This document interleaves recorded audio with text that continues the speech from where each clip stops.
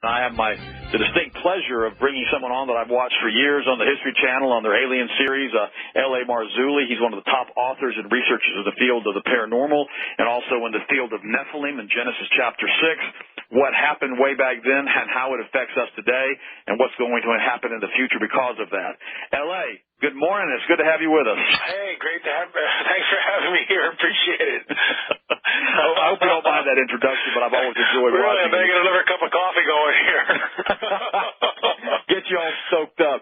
I remember years ago I was listening to you on another interview, and I believe you were it was an alien thing that you were doing. What was the name of that? It was called Ancient Aliens, right? Yes, Ancient Aliens on the History Channel, correct. And I remember now. I'm going to quote you on this now, sort of. I'm going to kind of paraphrase so the listeners get where you're coming from. All right. And somebody had asked you on a talk interview why you would stop doing that, and I believe you said something to the effect of that they would come in and they would interview you for 10 or 12 hours and use 3 minutes of the tape, and that you had enough of it, and every time you talked about Jesus or the things of the Bible, they would edit it out. Is that pretty much accurate? Well, it's actually very accurate. That's why we actually created the Watcher series. It wasn't really 12 hours of interviews, but it was both times the interviews with the History Channel went about 3 hours. And I realized that what they do is they tap your brain, they try to get as much information as possible, and then they'll go back on it. And look, I have no way of knowing this, but I know in watching some of the later episodes that they went back and looked at some of the those questions that I answered and based entire shows about them, and then reworked the material. They certainly heavily edited me in season 1 and season 2, which is why I just wouldn't do the show anymore. They asked me to come on season 3, and I said, look, why should I come on there when you guys are going to change everything that I'm saying anyway? I mean, what's the point? So from that, we actually started the Watchers series. We now have 8 full-length DVDs in the Watchers series. We cover all sorts of different topics, and the reason why we do this, or you can continue to do it, is because we can get the biblical narrative and the biblical paradigm across without being religious, without thumping people over the head with the Bible, but we can talk about what we believe was close to our heart. I'll tell you something sort of off the record, but obviously on the record because I'm talking about it to you now.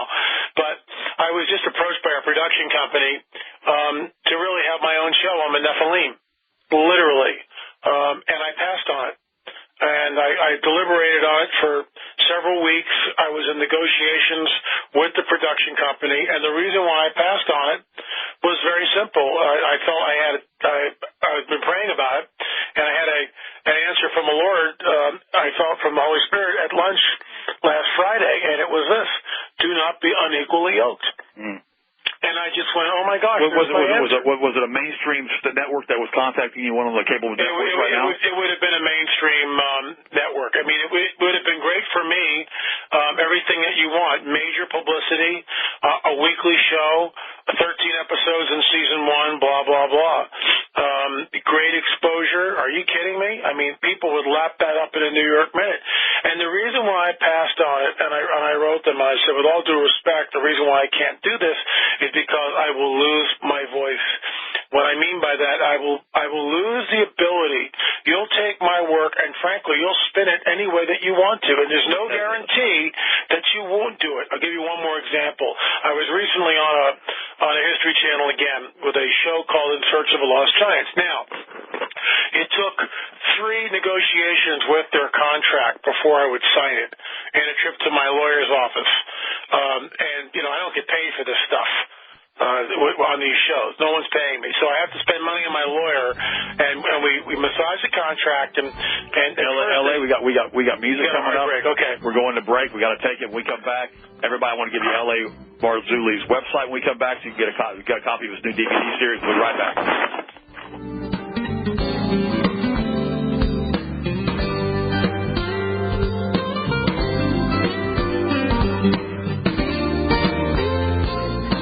Now, here's why I'm doing this, and I'm going to tell you why I'm going to do this, L.A., because I do this all the time. I've been in your seat thousands of times. I've done thousands of interviews over the last 35 years on health, nutrition, and fitness. And what aggravates me more than anything else is for people not to realize that when you come on as a guest, you're not being paid. And when you come on as a guest and you're not being paid and you're taking your time out to promote your product, if the person doesn't give you a chance who's doing the interview with you to even mention your product or to give out a website, then basically you've just done everything you possibly can for free, and you basically can't supply any funds to your own organization to maintain your business or even to stay in business. Let me tell you what happened to me years ago, LA. I was doing a talk show for a Fox affiliate. It was going to be a huge affiliate up in Cincinnati, and they basically sent an entire camera crew down to film me to do this filming. I mean, they sent it all the way down from Cincinnati all the way down to my house. And I did this show. They had me on for like 4 hours. They told me they were going to do at least 2 or 3, they were going to do about 40 to 45 minutes on this one news show they were doing with me, and basically they were going to promote my website heavily throughout the whole thing. Well, they aired the show after I spent all my time doing it. They never even mentioned my website, never even mentioned my book, never mentioned anything. And I called them back, and I said to them, I said, guys, you promised me I took a whole day to do this. You would do this for me. And they said, we don't care, sue us. And I'm like, but I had it in writing. They said, we don't care, sue us. So when you say to me that you have to get your attorneys involved so that you don't get edited into oblivion and they can't change the things that you want to do and you got to pay for your legal fees out of your own pocket, I know exactly what you're saying because, folks, you don't understand. When L.A. comes in and does stuff like this is based upon years and years and years of intensive research and work that he's done to learn this material. And that, the Bible says to us that the workman's worth his wages. And I said, so that's why I say to everybody, when I have guests come on the show, when I'm the host of the Power Hour, and I know Joyce does the same thing, I'm always asking them, what's your website? What's the product that you currently have? What's your current DVD set? Or what's your current book? So, L.A., rest assured, I'm going to promote you heavily on the show today. So finish telling us the story you were talking about this last time you were doing a show. Well, I certainly will, and thanks for the plug, Ted. I really appreciate it, and you nailed it, so I won't reiterate it. But here's the deal. They wanted me to come on this show. It's the Vieira Brothers show, and these are really nice guys. I've known Jim for a while. We've communicated actually before that he had a production deal going, and I had been out in Catalina in 2013, and I discovered some very interesting artifacts that frankly had been overlooked before. Now they're all over the internet because I posted them on my blog, but they're featured in my book, On the Trail of the Nephilim, too. One of them was a picture of Ralph Glidden. Now remember, the Vieira Brothers show is called In Search of the Lost Giants. And so I actually had physical evidence, a real photograph taken from Catalina, and this is the kind of stuff right out of Hollywood. There's a cache of records from this primitive archaeologist who was out in Catalina in 1919 doing archaeological digs, primitive archaeological digs, for the High Museum. The High Museum was later gobbled up by the Smithsonian. Catalina is an island, part of an island chain called the Channel Islands, which span from Santa Barbara down to San Diego. It's about 26 miles across the sea from Los Angeles. So the curator, former curator of the Catalina Museum, John Borgino, was up in the attic, and he finds this it's right out of Hollywood, this chest, opens the chest up, and voila, all of Ralph Glidden's lost records, pictures, journals, maps, all sorts of stuff. And I was able to go out and look at all this in the back room. The public doesn't get to do this.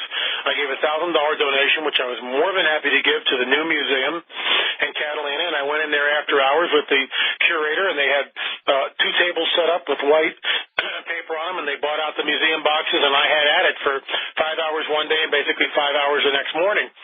What I found there was startling, and all that is On the Trail of the Nephilim, too, but I'll tell you about one of the pictures, and this is the one that the Vieira Brothers wanted to look at. It showed Ralph Glidden, 1919, on Catalina, standing in a recently excavated grave, and in front of him is a very large skeleton. We conducted a triple-blind study, and a triple-blind study, basically all that is we had 3 people, computer techs with software, photographic software on their computers. There was no collusion between any of them. I gave them the same picture, and the only thing I had to go on was Ralph Glidden's height, which was 5 foot 8 inches. From that, all 3 of these researchers took that information, extrapolated the different heights of the skeleton and heights of Ralph Glidden, and each of these guys did it in a slightly different way. The bottom line is they all put the skeleton just at right around 9 feet tall. And we rounded that down to 8'6". So this brings us back to Vieira, who contacted me and asked what I had found on Catalina. And I said, well, I found pay dirt. He said, well, can you show me something? So I sent him, like a fool, I sent him that picture. Well, all this goes back to the History Channel again. They had nothing. on the search of the giants. They really had no real hard evidence per se, and I watched every episode of the show, and I agreed to go on the show. They wanted me to appear on the show because that, first of all, the picture is my discovery of my intellectual property. Now, they spun it so that it looked like to the viewer that the Vieras discovered the picture, but they didn't discover the picture. I discovered the picture and sent it to Jim. At the time, I didn't realize that he had a production deal, otherwise I never would have done that. But they put me on the show, and this was what's interesting. The contract, like I mentioned before the break, went back and forth 2 or 3 times before I agreed to come on. And with all due respect, they gave me a fair shake. They really did. They allowed me to speak about the Nephilim from a biblical paradigm, which is a first. The History Channel edited most of that out, and I got to actually say complete sentences without being edited, which is unbelievable. I was on for probably 4 or 5 minutes at the most. But what amazes me is immediately after that, talking about the Nephilim and what all these pictures do, and all my research points back to the veracity of the biblical narrative. Vieira stands up and spins it the other way and talks about, well, these could be Denisovans, some lost race of human ancestry. And so it's like you've got me saying one thing, and then directly after that, you get the opposing viewpoint, which is fine. It's their show, and that's what they do here. But this is why we made the Watchers, and this is why I did not agree to go on another show with my own show on the Nephilim. Come on. Are you kidding me? That's like, that's a kid in a candy store type thing. But I can't do it because I would be unequally yoked. Well, yes, that's good. But, the same thing happened to Jesse Ventura when he was doing his series. He basically said that he was losing editorial ability to make changes, and the editing was basically going against where he wanted it to go. And so he basically he walked away. Yeah. And that's the thing that folks don't realize, and LA's telling you the exact truth on this. Whenever you do a taped interview, you're at the mercy of the person who's doing the editing, and they can pretty much make you say or look as good or as bad as they wish to make by putting inserts before, after, and during your broadcast. That's why Ross Perot back in the 90s refused to do taped interviews. And I've told my publicist before, I will not do taped interviews. I will not do them. I don't want to do them. I have no interest in doing them because they basically reduce you to the level of a sound bite. And you get about 3 or 4 sentences in, and they come in and they say, oh, but so-and-so says such and such. Yeah, and pretty soon they completely discredit you or try to discredit you. And eventually you're asking yourself the simple question, why did I do that? Why did I allow myself to be used like that? Yeah, I completely concur. This last show, they actually gave me a fair shake. They really did. And so, for that, I thank them and the boys at History and the production company that did it in the VR Butters. And hopefully, maybe we can do something in the future. Who knows? Well, anyhow, your website again. Give your website out again, please. www.lamarzulli.net. Marzulli is spelled M as in Mary, A-R-Z as in zebra, U-L-L-I. Now, what's interesting, this is what I brought you on here. I want to talk next about Genesis chapter 6, the Watchers, the Nephilim, the giants. I want to talk about the ancient Greek gods, if there was any reality to that, if they could have been part of this Watcher network or part of this hybrid breeding program that these fallen angels were doing with human beings. In addition to that, I want to go into detail about the current satanic information that's going on, including the satanic network that operates off of Catalina Island, which you may or may not be aware of, and all of the stuff that was exposed by Ted Gunderson, if you're aware of that. So I want everybody to stay tuned because we're coming up to a break here in a couple of minutes, but I want everybody to call your friends up and tell them to turn the show on right now because L.A. Marzulli is in town. Okay, the man has come into the building and he's going to be telling you everything you want to hear. We're going to be taking phone calls in just a few minutes. You can ask them. But L.A., go ahead and start with Genesis chapter 6, and I want you to tie in how the Ethiopian Bible still contains the book of Enoch and what the book of Enoch does and what it talks about, please. Well, what's interesting about this is, and this is very controversial, and you'll get people who get really ticked off when you start talking about the book of Enoch. You get a lot of King James only folks that insist that the only Bible we can read is the King James, and I get that. It's a great translation. It's the one I basically go to most of the time, but I also check out numerous translations. And I realize by saying that, oh my gosh, it opens up a can of worms. But the bottom line is the book of Enoch is a pseudepigraphical book, meaning that it's written by someone else but attributed to Enoch. It was quoted 70 times in the Tanakh. It's referenced in the New Testament, found in the Dead Sea Scrolls. The book of Enoch and other books were part of the Apocrypha. Well, not so much the Enoch, but other books. In fact, the King James, this is what cracks me up, the King James Version in 1611 actually had the entire Apocrypha printed in it. Now, critics of this will say, oh my gosh, what's going on here? And later on, because of publishing costs, they eliminated the Apocrypha. So, this gets very controversial, and I understand people hold on to this stuff tenaciously.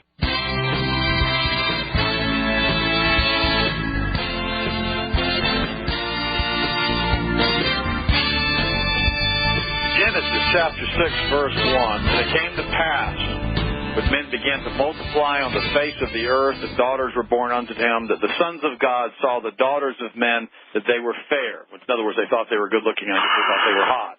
And they took them wives of which they chose. And the Lord said, my spirit shall not always strive with man, yet for that he is flesh, yet his way shall be 120 years. There were giants on the earth in those days, and also after that.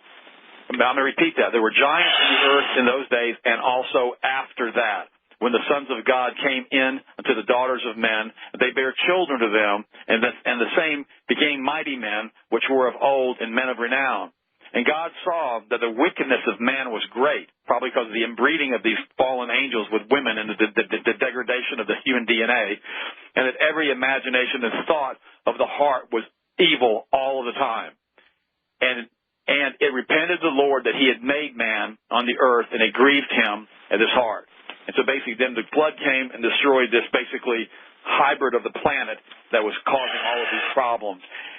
Tell us what happened in all of this, L.A. Tell us what you feel, because I talked to Chuck Missler. The Bible says that they were there after the flood also, and Chuck Missler doesn't believe that they were there after the flood. Tell me what you think.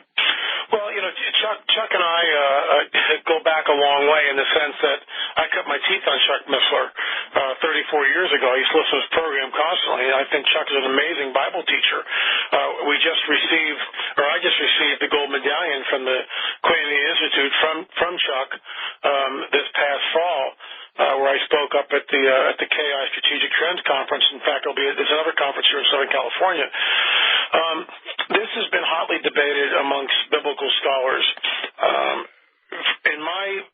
From my view, in my opinion, where it says very, very distinctly that the Nephilim were on the earth in those days and also afterwards. Remember, Moses is writing this hundreds of years after the flood, probably from Mount Sinai, where God is dictating it to him, essentially. So why would he write and Nephilim were on the earth in those days and also afterwards?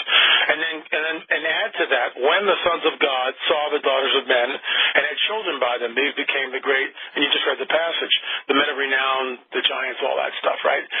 Why wouldn't he just say the Nephilim were on the earth in those days, period, done, end of story? Because it's finished. It only happened. There's only one incursion. But what's interesting is when we go back and we read the biblical narrative, we've got characters like Og, king of Bashan, who was a Nephilim. And they're there. They're there in what is known as the Promised Land, or the Levant, the land of Canaan. And the reason why they're there is because they know, and I've written about this extensively in the Cosmic Chess Match, the fallen one knows that the Most High God wants Jerusalem, even though think of what happens in Jerusalem. Our Lord was crucified in Jerusalem. Jesus comes back where? Jerusalem. That's always been the prize, as it were. The Antichrist will set up his kingdom where? From Jerusalem. The whole false prophet Antichrist, where he goes to the temple and declares himself to be God, that happens in Jerusalem. So that's always been sort of the hotbed. It's always been the focal point, and will be in the near future. The Nephilim were on the earth in those days and also afterwards. It points to many, many incursions. And the reason for this is when we go back to Genesis 3 and we read this startling commentary between the Most High God, the fallen cherub who is there, and Adam and Eve. So there's four people, at least that we know about, in this particular scene. And the Most High God is sort of making a judgment, and he pronounces this, not a curse, but, well, in some ways it is a curse. And he goes, your seed, talking to the seed of the serpent, your will be at enmity with the seed of the woman. The seed of the serpent will be at enmity with the seed of the woman. There it is. That sets up the rest of the biblical narrative. Everything that we see is a war between these two seeds. The Antichrist will, in fact, be, in a classic sense, a Nephilim. He will be the direct seed of the serpent. And there are some people that believe that, well, angels don't have DNA. You know, how do you know? How does I can't prove that they do, but you can't prove that they don't. So we're sort of let me share. I was talking to Mr. I was having lunch with him a couple of years ago here in Lakeland when he was speaking at the Southeastern Bible College conference. Basically, he and Tom Horn were both attending. And I asked him, I was sitting at lunch one time, and we were talking about UFOs and spaceships. And because I've seen the lights in the sky, I've never seen a spaceship up close, but I've seen the lights going this way, looks like at 1,000 miles an hour. They immediately change, then they go the other direction. You're thinking, what the heck was that? Now with all the chemtrails we have in the upper atmosphere, you can't see anything at night anymore anyhow because it's basically all been obscured because of all the atmospheric pollutants. But here's what I told Chuck. I said, Chuck, tell me about these spaceships. And he goes, well, they're fallen angels and angels basically in the spaceships. And I said to him, I said, why does an angel or why does a demon, why do they need a spaceship? You know what his response to me was? He said very succinctly, he says, Ted, why do we think that we can tell these guys how they're supposed to travel? And I thought that was interesting because the truth of the matter is, like you said, we don't know what the DNA is, and we certainly don't know what the spaceships are. Bingo. Okay, we'll be right back to the breakdown. So, L.A., so basically what's happening here in the Old Testament is you've got a bunch of angels who get the hots for women, right? Well, that's one way to put it. That's exactly what happened. No, that's what they're saying. That's these guys, exactly what they're saying. They took off their ability to be angels, and they started having sex with women. They started producing these hybrids. Right? And they started producing giants. They started producing all types of animal hybrids. They sinned against the reptiles. They did all kinds of things. And basically, according to the book of Enoch, which, by the way, is still in the Ethiopian Bible, and they started doing all of this horrible stuff to human beings. They completely diluted and destroyed the gene pool of the planet. It took them several thousand years to do it until God finally said, enough of this. I'm coming in because Noah's got clean DNA. I'm flooding the planet. We're flushing out the Nephilim, and we're going to basically start over again with Noah and his family. But the Nephilim were still there, and I'm sure the angels were still there because I'm sure they hopped on their ships or whatever they did and got out of Dodge when the planet got flooded, and then they came back and then started doing the whole thing over again. And so now it says in the Bible, as it was in the days of Noah, so shall it be with the returning of Jesus and with the returning of the Son of Man. And I believe we are at that time. We're doing the same genetic stuff now. Now, what I want to ask you about is this. In the old days when we had the giants, because we know the giants were there because we have a clear account of Goliath being one of the giants. Sure. Why in the world do people discount all of that information? And even with the Greek Titans and all the other people, how is that being tied back to the Nephilim? And because they're saying the sons of God bred with human beings, they're saying that in all of the Greek stories that you read. And what ends up happening is everybody's kind of wants to pretend like none of that stuff was real, none of it happened, and none of it have any base in reality. Tell me what you think about that. Well, we have two camps on the planet. Basically, we have some Christians, not all, some Christians who believe in the supernatural, and then you've got the other camp, the Christians who don't believe in the supernatural, and you've got the Darwinists who obviously there is no supernatural for them. And so you've got a disparity between these two worldviews. I am a frank supernaturalist. I think the supernatural is more real than the natural world that we live in. And this is where we are. You've got people who will look at that text about Genesis 6, and their eyes will glaze over, they'll run for the nearest exit, they don't want to talk about it. And this is why it was sort of reworked in the 4th century. What's the guy's name? I just drew a blank.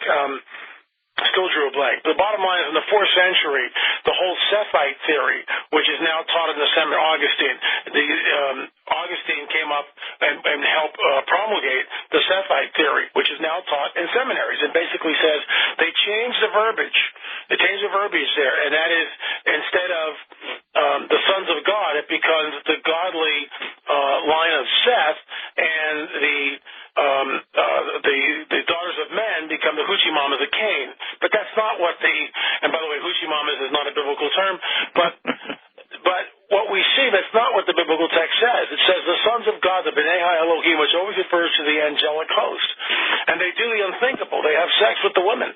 And this creates this hybrid being known as a Nephilim. What we find interesting, and you touched on this, Ted, when you talk about It'll be like the days of Noah when the Son of Man returned, which immediately begs the question, what differentiates those days? And one of the key factors is the presence of these angels having sex with the women. Well, you fast forward to modernity. Here we are in 2015, and you ask yourself, well, gee, LA, that's not happening. Think again, it is happening. It's happening with the so-called UFO alien abduction phenomena. And now, when I started doing this, years ago, I remember I was at a conference with a bunch of other Christian researchers and authors, and I was basically laughed to scorn, not on stage, but behind my back, and at different radio shows, and people were taking all sorts of pot shots. Oh, this whole alien abduction thing with the implants, it's just a bunch of hooey. Well, in Watchers 7, our DVD series produced by my good friend Richard Shaw and myself, in Watchers 7 and Watchers 8, we trace a man who claims to have been abducted when he was 5 years old and implanted. And guess what? We've got it all on video. The whole process. We show the X-ray, we show the CAT scan, and there's an implant there.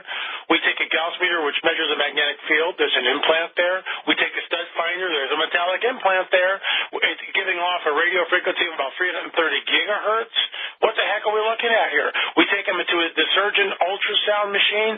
He takes the ultrasound, takes the wand. Sure enough, there's a metallic implant right there. And when we go to take the thing out, Ted, what's amazing about this is when we go to remove it in the operating theater with Dr. Matriciana, the head surgeon, Dr. Roger Lear assisting, nurses, doctors, 3 film crews, the whole thing, this implant vanishes. We can't find it on the ultrasound. And yet, a short time earlier, 2 weeks ago, we found it within a minute or two.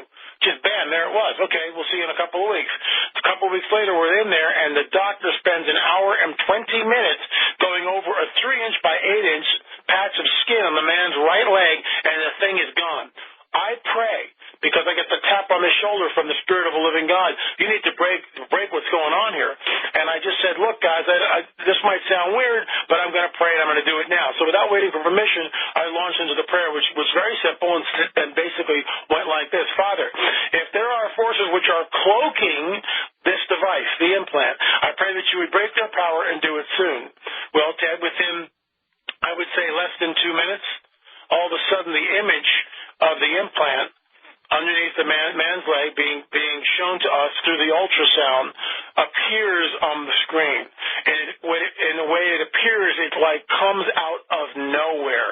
It floats into the on the monitor screen, and that's not how it's supposed to work. And everyone was startled by this. 2 days later, we're in SEAL Lab after we've extracted the implant, and I took Dr. Roger Lear out in the hall, and I said, Roger, because this has been going on for years with Dr. Lear, this debate between the supernatural and extraterrestrial interdimensional type deal. I said, Roger, I hope you realize what happened in an operating room. And he looked at me and said, L.A., I now believe there's a supernatural component to the UFO phenomena. The point I'm trying to make is, what do you say when you've got that type of hardcore scientific evidence and you witness high strangeness in the operating theater where the thing is cloaked, and then just like we're told, our weapons are not carnal but they're spiritual, and one prayer changes the atmosphere, the power of the cloak, this thing is broken, and we're able to remove it. Well, you're absolutely right, because all we are is we're frequency beings. That's all we are in this giant holograph. And Chuck Missler said that years before the scientists had proven it, and that we actually have a pixel count to our universe, and basically the cloaking and all these different types of things they're using to basically deceive us is real, because they just changed the frequency of the object, and now you no longer see it on the ultrasound. And what's sad about all of this is when you try to talk to the people about the science, because I'm a scientist. I went to Florida State. I've got degrees in biology and chemistry and psychology and exercise physiology, and I've had hundreds and hundreds of hours in laboratory settings. When you try to talk to scientists that have been indoctrinated into the Darwinian model, anything that deals with the supernatural or with frequencies or with the changing of matter, they don't want to talk about it. But then when you talk about biological transmutation, which they know is true, they want to completely pretend like that's not real. And what's interesting to me is this. if we as a nation would just open our eyes up and realize that in the 4th century, all of this supernatural stuff was taken out of the Bible. They didn't want to talk about the angels any longer. They didn't want to talk about the book of Enoch. And they took it out because they didn't want us to know about it. And the reason they didn't want us to know about it, because their bloodline is being tracked all the way through that. And these guys consider themselves to be the sons of the fallen, the ones who are running the planet right now. And that's why they do their constant Luciferian worship services and sacrifice of human beings and all the things that they do. And nobody wants to talk about it. You know, Ted Gunderson, I mentioned earlier, he uncovered the huge satanic sacrifice network in L.A. County. He was the head of the FBI there. You can still watch him on YouTube and listen to him. But when you start talking about this stuff, it's exactly what you said, L.A.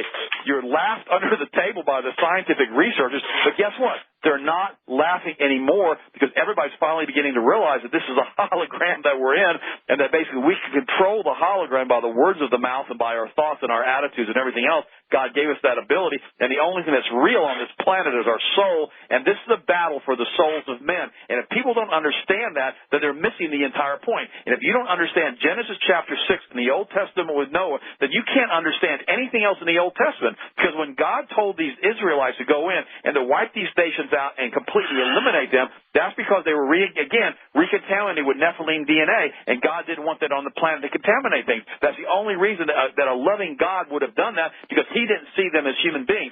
That's why he did that, and that's why he continually tells us that we're to differentiate ourselves, separate ourselves, come ye out from among them, be ye separate, touch not the unclean thing, is what the Word says. And we have to understand that as Christians, we can't be part of this world system. What do you think about all that, L.A.? Well, which topic do you want to kind of touch on? You talked about. Well, no, I want to go back to the Greek gods. Now I want to go back to the Titans. I want to talk about the giants that it talks about in the book of Enoch. And everybody listening, you can get the book of Enoch for free online, and you need to read that thing because it also talks about Jesus in there. It goes into detail about how the Son of Man is walking with the Ancient of Days and how this kind of freaks out Enoch, and basically he starts to realize what's going on in the whole scheme of things, but they don't want you to know the supernatural realm. They don't want you to understand what's going on, and that includes the Catholic Church, because they're one of the primary factors that took all of this stuff out of the Bible, because the supernatural is as real today as it was then. So let's talk about the Greek Titans and the giants that it talks about in the book of Enoch. Well, there's definitely a similarity between all the Greek pantheon of gods, little g's, and gods are coming down, having sex with the women, and they're creating progeny. Hercules, the movie. The Titans, Chuck talked about this years ago, that you can linguistically make a tie between Titans and Satan, and I would agree. The Greek mythos is rooted in fact, in my opinion. And the Greek mythos that we read and that is taught in our classic education, hails back to the Nephilim. They were here, and all of this echoes throughout the globe. We see the vestiges, and there's a whole presentation that I actually do, which I'll be giving this coming weekend at the conference I'll be attending with, Chuck was supposed to be there, and unfortunately he is not there, but it's Southern California Strategic Property Conference. I believe it is sold out. Bob Cornuke, Dan Stolbarger, and of course myself. But I'll be talking about Nephilim architecture, which we see all over the globe. And archaeologists, look at this stuff and they try to tell you, well, the techniques that were used to cut andesite stone in the Neolithic age with copper chisels, which, by the way, you cannot do. 3,500 years ago or older, they've got copper chisels, and you can harden with arsenic all you want. Andesite stone is about 7 on the most hardness scale. You can't cut it. It doesn't work. It's real simple. So there's no iron tools. There's no diamond tools that we see. So how the heck could they do it? How did the ancients create Sacsayhuaman? Sacsayhuaman is a site in Peru. I visited it. There's all these wonderful pictures, and on the Trail of a Nephilim Volume 1. We get these huge megalithic stones, some of them weighing over 120 tons, with polygonal angles, which are shaped absolutely perfectly and jointed so perfectly that you can't slip a human hair between them. We've heard this before. People grow tired of hearing an analogy, but it's true. And when you're standing there, which I have, been there, and you look at the stones and you look at the wall, and it's colossal. It literally is colossal. And it begs the question, what technology are we looking at, which has been lost to us? Because guess what? I've shown pictures of this to engineers and architects and everybody else. With diamond saws and lasers and everything else that we have today in modernity and cranes, could you duplicate this? Well, we could, but at what cost? Well, there's no cranes, no lasers, and no diamond saws. In fact, we don't see any of the tools on any of these ancient sites. The builders came, they did it, and they left, and it's a mystery. And in my opinion, we are looking at fallen angel technology, Nephilim architecture. I couldn't have said it any better myself. Now, what about the ancient things that pre-eclipse, basically, Genesis? Do you believe in the pre-Adamic race that was here before Adam and Eve? I believe that there's a lot that we don't understand, and I realize that most of this stuff is very controversial when you start talking to people. I think this whole thing that we're in is much older than we give it credit for. That's right. There you go. I think that something very cataclysmic happened on this earth. I don't believe that Satan's created and 24 hours later he leads a rebellion and a third of the host of heaven fall with him. That doesn't make any sense to me. So this whole thing has been around for a lot longer than we give it credit for. Is it a hologram? Are we in a holographic universe? Seems like we might be. Remember, Jesus returns to Jerusalem and planet Earth, not Zeta Reticuli. So there's a reason for that. We read in Scripture where he rolls up the heavens like a scroll. Huh? What the heck is that? Is that a metaphor? Rolling up the heavens like a scroll, or is it literal? Is he able to do that? And, of course, I think it's literal. I think he does somehow roll up the heavens like a scroll. If we're intellectually honest, we don't know who we are, what we are, and how we got here, if we're intellectually honest. Well, no, you're right. You're right. Go ahead. Ben Stein, when he sits down with Richard Dawkins, and he poses the question, where did the first self-replicating molecule come from? And, of course, Dawkins has no answer for that, nor does anyone else. It's a total mystery. Dawkins is he's the great Darwinian that basically... He's the great Darwinian, but he's clueless. He has no idea. And you know what he says, Ted, which is incredibly interesting to me? He begins to spout what I would call the coming great deception, the theology of the coming great deception. And that is, well, we could have been created. I'll just cut to the chase. We could have been created by a very advanced group of extraterrestrials on another planet galaxies away, and then seated here, throughout that's called panspermia. That's what he believes. That's what he's talking about. That's what he's promulgating, putting forth to people. That's all he's got. And that, in my opinion, is incredibly intellectually bankrupt. He doesn't know where we come from, and so he looks to an alien, but it's circular reasoning, because how the heck did the alien come into being? You're absolutely right, L.A., because the reality is this. Everybody now knows, because of the DNA and how it's made, that we basically were put together. We were made. We didn't evolve. It's impossible. It's a biological, mathematical possibility. It's a possibility. It's a possibility. And you as a biologist know that. That's right. And I'll tell you a story what happened to me at Florida State University. Hey, hang on one second. The phone number, you guys, you better get in line, 855-995-6923, 855-995-6923. Any questions for L.A. Marzulli? The phone lines are going to lock up here momentarily, so if you guys want to get in, you better get in now. Anything from the Nephilim to the book of Enoch to the giants to the Greek mythos, anything you want to talk about this morning is going to be open game. Don't agree with us, call us up. Agree with us, call us up. If you don't agree with us, please don't start yelling. Because this topic is so controversial for people that they don't know how to deal with it. And so that's why I'm doing this right now. The website is Marzulli, LAMARZULLI.net. He's got a brand new series on the Nephilim, a whole bunch of DVDs that you can order from him. I suggest that you go to that website and you order those materials and you take a look at that. Now, the first time I was exposed to this was through Chuck Missler.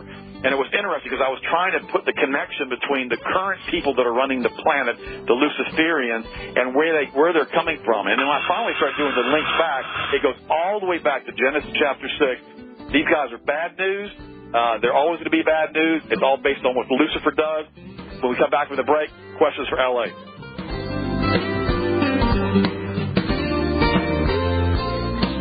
I've been studying this stuff for many, many years, and years ago I had some friends that were coming in. They were talking about what's going on, and I started doing research, and I ran into Chuck Missler in Genesis chapter 6, and I thought, wow, that sure answers a lot of questions that didn't make any sense until after I read and watched this material. And so that's why I'm bringing L.A. on today. Number one is I really like his stuff. Number two, I want to promote his stuff. And number three is I really want him to try to educate you to the best of his ability. This stuff, when you first look at it, you start thinking either these people are nuts or I'm uninformed. And that's how I looked at it. I thought I was really good. And the first time I tried to talk to my friends about this, they all thought that I'd gone off the deep end.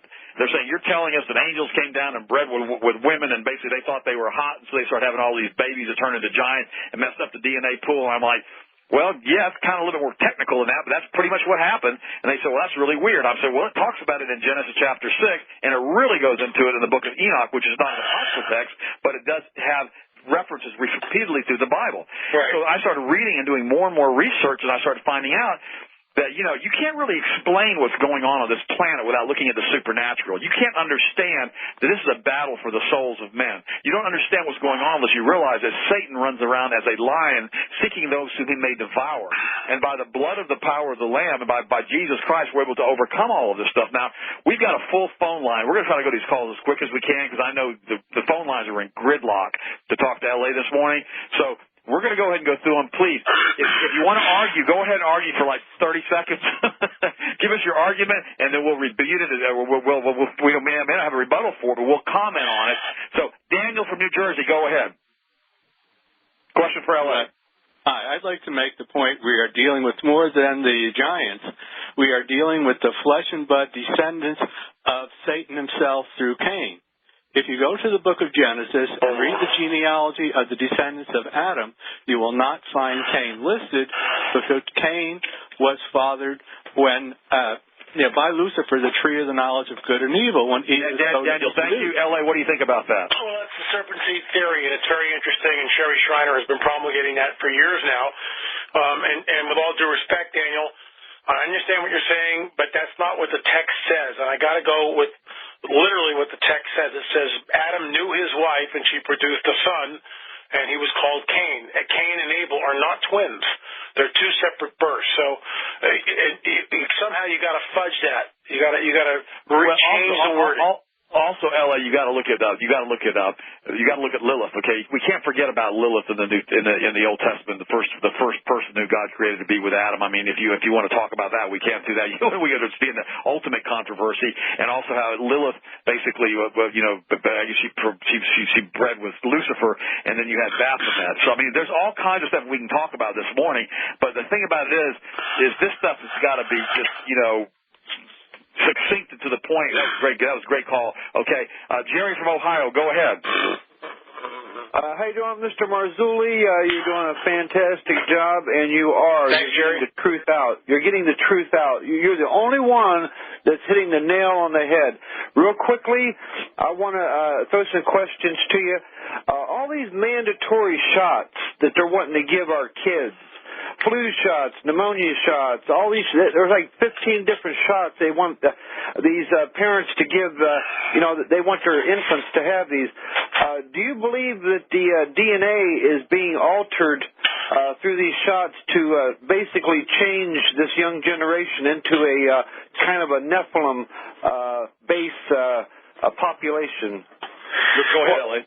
I wouldn't go as far as to say it's a Nephilim-based population, but I'll say this. That Frankenfoods and what they are doing, go back 120 years and look at the infant mortality rate and compare it to today. We have a lot better care. But remember, 120 years ago, there were no vaccines. People were getting flu shots and all this other stuff. I have never gotten a flu shot. I don't want a flu shot. I think sometimes... LA, we're coming up to a hard break. We got a couple of minutes. We'll be right back. We got phone lines are still lit up. Come right back to your questions for L.A. Marzulli. Next hour. Go ahead.